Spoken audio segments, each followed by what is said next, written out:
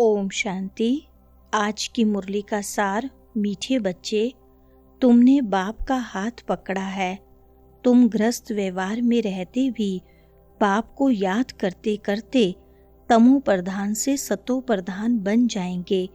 प्रश्न है, तुम बच्चों के अंदर में कौन सा उल्लास रहना चाहिए? तख्त नशीन बनने की विधि क्या है?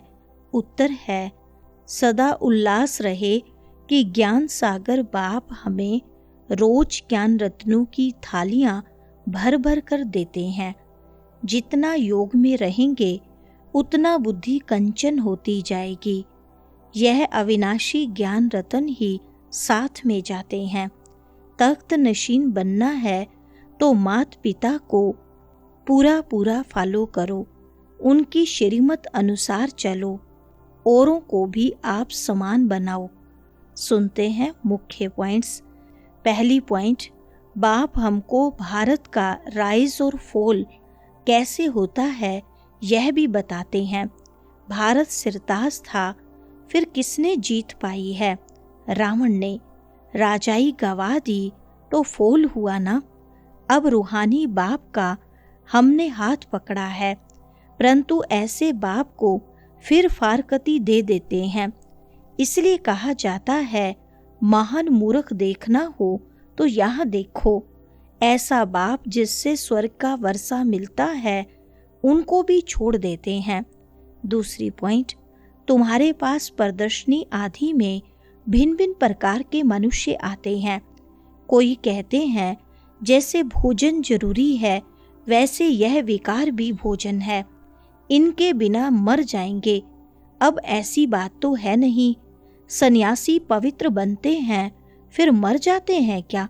ऐसे ऐसे बोलने वाले के लिए समझा जाता है कोई बहुत अजामिल जैसे पापी होंगे जो ऐसे ऐसे कहते हैं। तीसरी पॉइंट, कांटे भी अनेक प्रकार के होते हैं ना। अभी तुम जानते हो हम फूल बन रहे हैं, बरोबर यह लक्ष्मी नारायण सदा गुलाब के फूल हैं। इनको कहेंगे किंग ऑफ फ्लावर्स, दैवी फ्लावर्स का राज्य है ना। जरूर उन्होंने भी पुरुषार्थ किया होगा, पढ़ाई से बने हैं ना। अभी हम ईश्वरीय फैमिली के बने हैं, पहले तो ईश्वर को जानते ही नहीं थे। बाप ने आ करके यह फैमिली बनाई है।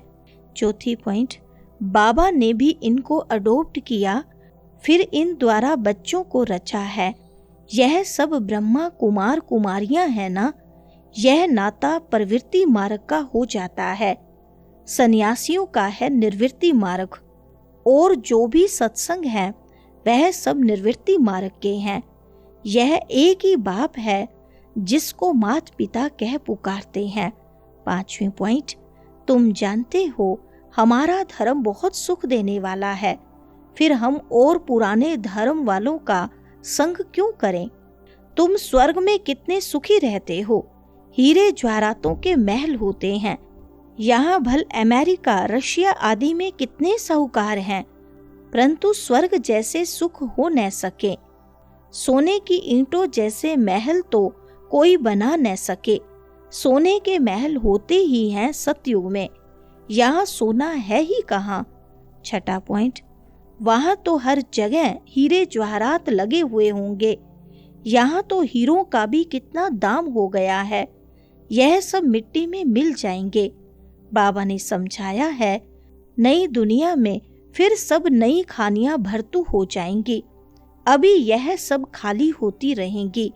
दिखाते हैं सागर ने हीरे जवाहरातों की थालियां भेंट की।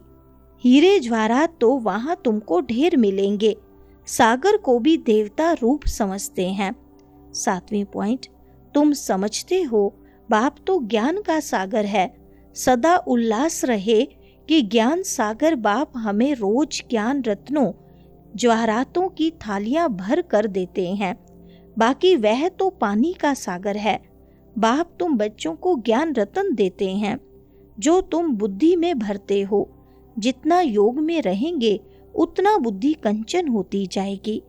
यह अविनाशी ज्ञान रतन ही तुम साथ ले जाते हो। बाप की याद और यह नॉलेज है मुख्य। 8वें पॉइंट, तुम बच्चों को अंदर में बड़ा उल्लास रहना चाहिए। बाप भी गुप्त है, तुम भी गुप्त सेना हो। अननोन वॉरियर्स, नॉन वायलेंस, यह तुम्हारा नाम है। सबसे पहली हिंसा है यह विकार, जो ही आदि मध्य अंत दुख देते हैं। यह तुम बच्चे जानते हो। अभी ही हम भगवान के बच्चे बने हैं, बाप से वर्षा लेने, परंतु माया भी कम नहीं है। माया का एक ही थप्पड़ ऐसा लगता है जो एकदम गटर में गिरा देती है। 9वीं पॉइंट, बाप कितना समझाते हैं, कोई भी देहधारी से प्रीत नहीं रखो। मोहब्बत रखनी है उनसे जो देह रहित विचित्र बाप है। बाप कितना समझाते रहते हैं, फिर भी समझते नहीं। तकदीर में नहीं है तो एक दो की देह में फंस पड़ते हैं। बाबा कितना समझाते हैं, तुम भी रूप हो, आत्मा और परमात्मा का रूप तो एक ही है। बाप कहते हैं, मैं जो हूँ, जैसा हूँ, मुझे यथार्थ रीति कोई नहीं जानते। तुम्हारे में भी नंबरवार है। अगर यथार्थ रीति जानते तो कभी छोड़ते नहीं। 10वें पॉइंट, बीज डाला जाता है, उनसे सारा झाड़ निकलता है ना। पहले पहले 2 पत्ते निकलते हैं, यह भी बेहद का झाड़ है। गोले पर समझाना कितना सहज है। विचार करो, अभी है कलयुग। सतयुग में एक ही धर्म था, तो कितने थोड़े मनुष्य होंगे। अभी कितने मनुष्य, कितने धर्म हैं। इतने सब जो पहले नहीं थे, वह फिर कहाँ जाएंगे। सभी आत्माएं परम धाम में चली जाती हैं। जैसे बाप ज्ञान का सागर है, वैसे तुमको भी बनाते हैं। तुम पढ़कर यह पद पाते हो। 11वीं पॉइंट, सारा मदार पुरुषार्थ पर है। मम्मा बाबा के तख्त नशीन बनना है तो पूरा पूरा फॉलो फादर मदर। तख्त नशीन बनने के लिए उनके चलन अनुसार चलो, औरों को भी आप समान बनाओ। बाबा अनेक प्रकार की युक्तियां बतलाते हैं। पढ़ाई तो बहुत सहज है। सबसे बूढ़ा तो यह पढ़ाने वाला है। जो ज्ञान में होशियार बाबा के दिल पर चढ़े हुए हैं, उनका संग करो, वह तुमको ज्ञान की मीठी मीठी बातें सुनाएंगे। वरदान है, एक बाप दूसरा न कोई, इस स्मृति से बंधन मुक्त योग युक्त भव। विस्तार है, अब घर जाने का समय है, इसलिए बंधन मुक्त और योग युक्त बनो। बंधन मुक्त अर्थात लूज ड्रेस, टाइट नहीं। ऑर्डर मिला और सेकंड में गया, ऐसे बंधन मुक्त योग युक्त स्थिति का वरदान प्राप्त करने के लिए सदा ये वायदा स्मृति में रहे कि एक बाप दूसरा न कोई। क्योंकि घर जाने के लिए व सतयुगी राज्य में आने के लिए इस पुराने शरीर को छोड़ना पड़ेगा। तो चेक करो, ऐसे एवर रेडी बने हैं या अभी तक कुछ रस्सियां बंधी हुई हैं। यह पुराना चोला टाइट तो नहीं है। स्लोगन है, व्यर्थ संकल्प रूपी एक्स्ट्रा भोजन नहीं करो तो मोटेपन की बीमारियों से बच जाएंगे। अच्छा, ओम शांति।